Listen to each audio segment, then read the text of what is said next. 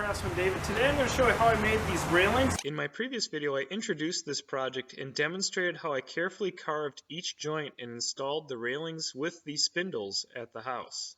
Now back in the shop here, I'm going to start by reproducing those railings. I was able to get some samples of the original railings from the 1800s. This is the bottom, this is the top, and you'll notice they are huge.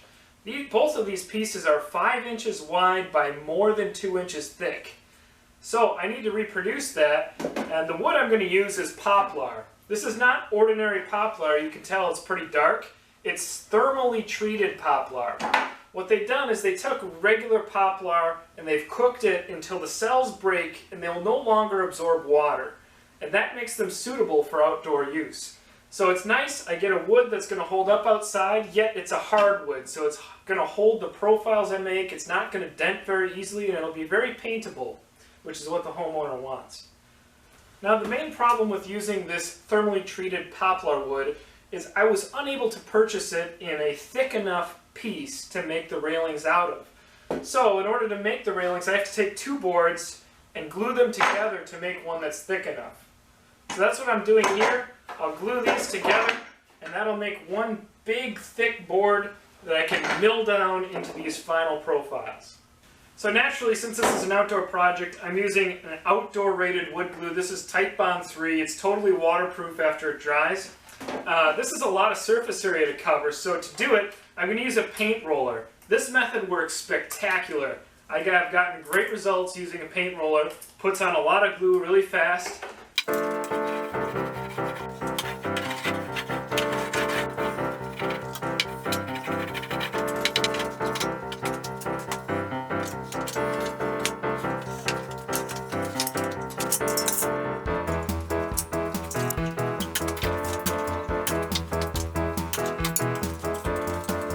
Alright, glue's all set. Let's take it out of the clamps.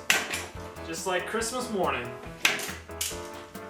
The railing blanks were then thicknessed at the planer, edged on the jointer, and cut to width at the table saw.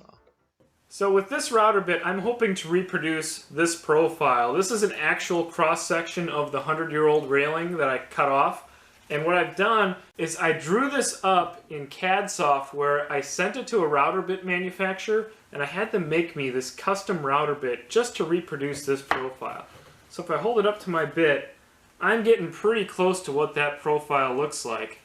I've got my depth of cut set, and now I'm going to try and mill it out. One piece of advice I want to give you if you were trying to reproduce an old railing profile like this, keep in mind that back in the 1800s, this was all shaped by hand, this bottom rail piece. So it's not perfect geometry on either side.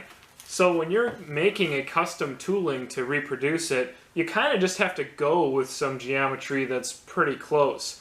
The other cool thing is whatever geometry I choose, I'm going to be a lot more consistent than they were because I have tooling to reproduce it exactly.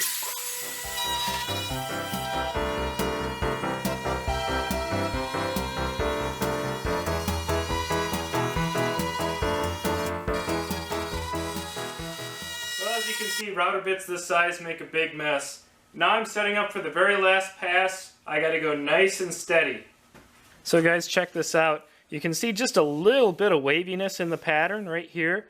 That's actually caused because the bearing is riding along the side of the wood, and if that's not perfectly flat, you're not going to cut perfectly flat.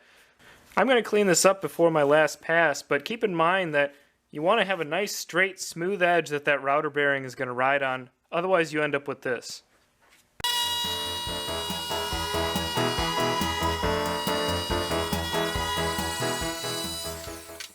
Well, my railing copy's looking mighty respectable, except for this sharp corner. If you notice, the original has a rounded bottom corner. Well, I'll take care of that with a simple 1/2 inch round over bit on my trim router.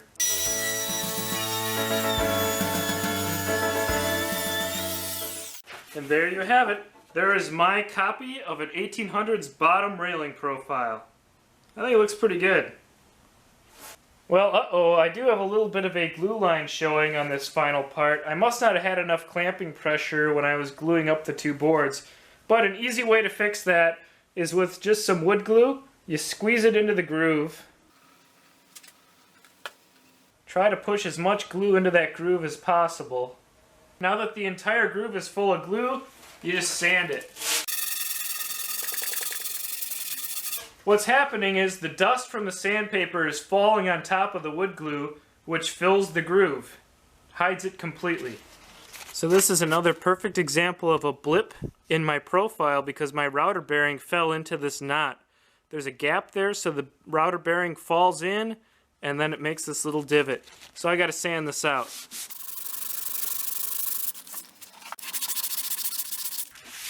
There you go.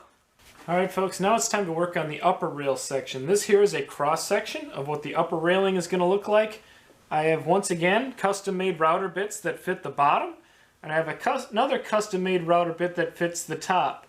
It will leave me square out to here, but that's okay, I'll tool that down with a hand plane. One other interesting thing I want to point out is these router bits are 3 5/8 inches in diameter. So it was too big for the factory aluminum hole that came in the Triton router. That's why I made this base here with a bigger hole in it. Luckily these bits are shallow, so I never need to plunge all the way down into the aluminum. I can kind of just hide the bit within this wooden part.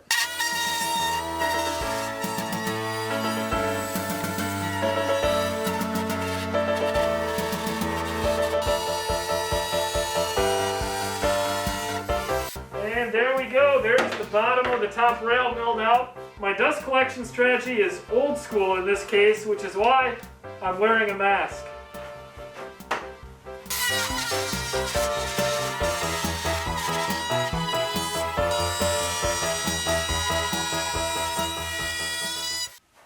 Well, I've gone as far as I can go with my router on making this top rail.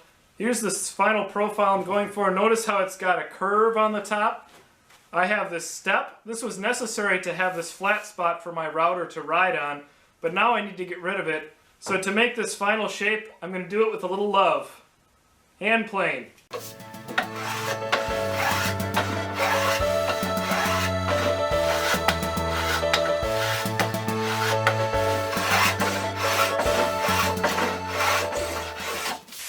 And you can see that just after a few strokes, this is really starting to look like what I want.